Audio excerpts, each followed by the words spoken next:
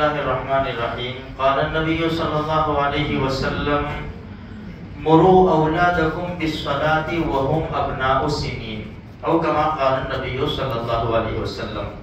اس حدیث پاک میں اللہ کے رسول صلی اللہ علیہ وسلم ارشاد فرماتے ہیں تمہاری اولاد کو نماز کا حکم دو جب وہ 7 سال کے ہو جائے.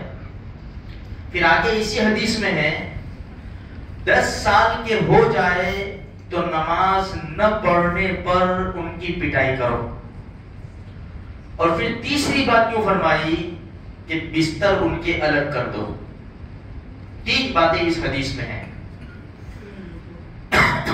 دیکھو میرے بھائیوں، ابھی کے دور میں جو ابھی کے دن چل رہے ہیں اس میں بہت اچھی طرح ہمیں بات سمجھ میں آ سکتی ہے. یہ ایگزام کا دور ہے. ماں باپ کو کتنی فکر ہے، ہونی بھی چاہیے، ہونی چاہیے، لیکن ایک طرفہ بات نہیں ہوتی. سکے کے 2 بازو ہوتے ہیں. بہت فکر. بچہ 6 گھنٹے 7 گھنٹے اسکول میں گزارتا ہے، 3 سے 4 گھنٹے ٹیوشن میں گزارتا ہے. کیوں؟ کامیاب ہو جاوے، کامیاب ہو جاوے.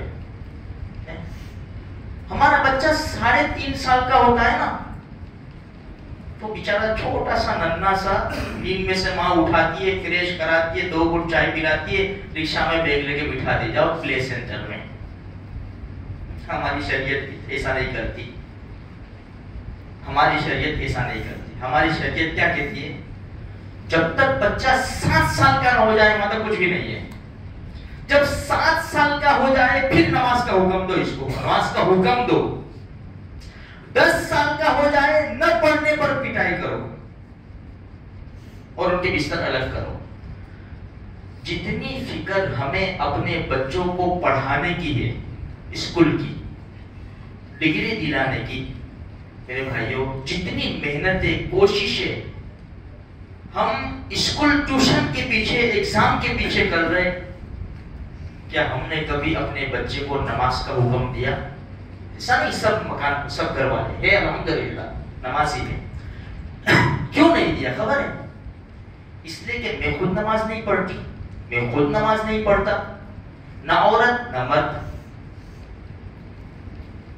جب ہم نماز نہیں پڑھتے تو ہمارے گھر میں نماز کا ماحول نہیں ہے تو بچہ کیسے نمازی بنے گا؟ بچے کو تو ذہن میں 3.5 سال کا تھا جب سے یہ آ گیا کہ میرا مقصد یہ ہے، ڈاکٹر بننا، وکیل بننا، چارٹرڈ اکاؤنٹنٹ بننا ہے، بس یہ میرا انجینئر بننا، یہ میرا مقصد ہے. اور اسی کو ہم نے مقصد بنایا ہے. حقیقت بات تو یہی ہے. اسی کو ہم مقصد بنا کر بچوں کے پیچھے محنت کر رہے ہیں. میرے بھائیوں، میرا بچہ نمازی بنے، میرا بچہ پکا سچا مسلمان بنے، میرا بچہ سچ بولے، جھوٹ سے بچے، میرا بچہ حرام سے بچے، حلال کے اوپر آوے، میرا بچہ پیارے نبی صلی اللہ علیہ وسلم کے طرز پر زندگی گزارے. یہ ہمارے معاشرے کے اندر اگر محنت ہے تو بہت کم ہے، بہت کم. اس لیے جتنی فکر ہم یہاں کرتے ہیں نا، میں انکار نہیں کرتا میرے بھائی، اس کا انکار نہیں کرتا. ایسا نہ سمجھے میں انکار کر رہا ہوں. ہمیں ضرورت ہے. کئی مرتبہ میں نے کہا آپ کو کہ ہمیں ڈاکٹروں کی ضرورت ہے، وکیل کی ضرورت ہے، انجینئر کی ضرورت ہے، بہت ساری جتنی فیلڈ میں کام کر رہے ہمیں سب کی ضرورت ہے.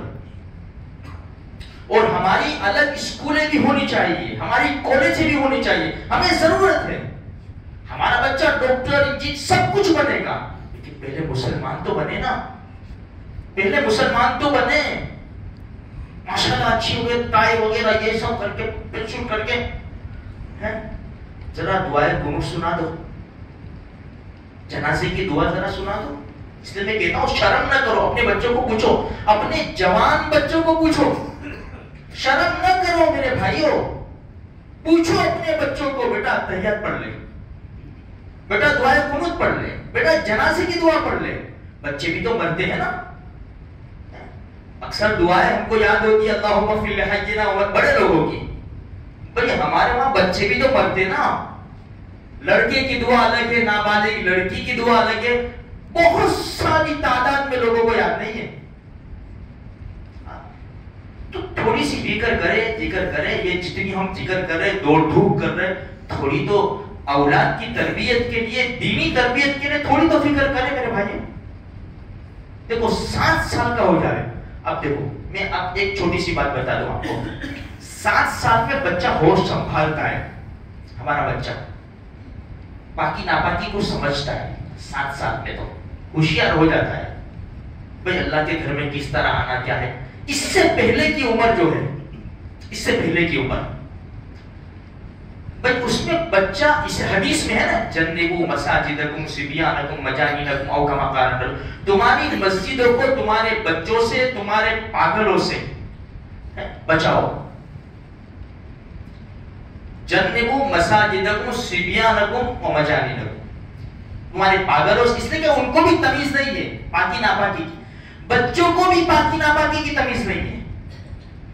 بھائی ہمارے بچے ہیں امام حسن حسین رضی اللہ تعالیٰ عنہ جیسے تھوڑی ہے کہ بھائی صدقے کی کھڑی اٹھا کے کھا لی تو نانا جانے فرمایا نکالو, اسے نکالو, اسے نکالو.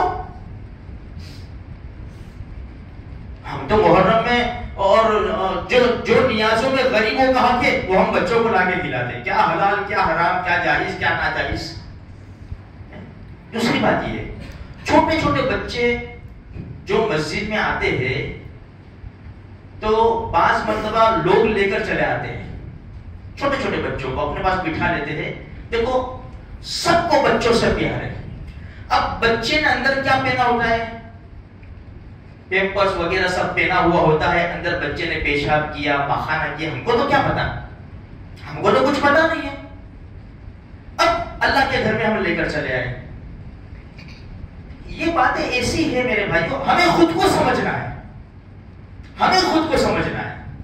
بھائی ہمیں آج کے دور میں کوئی نہیں بولے گا, سب کو جھگڑوں سے ڈر لگتا ہے. ایک وقت تھا بچہ مسجد میں آواز کرتا تھا نا تو کوئی بھی محلے کا بڑا آدمی کٹ پٹی اس کی سجا دیتا, چل نکل. آج میرے کو اور آپ کو ایسی ہمت ہے اور طاقت ہے.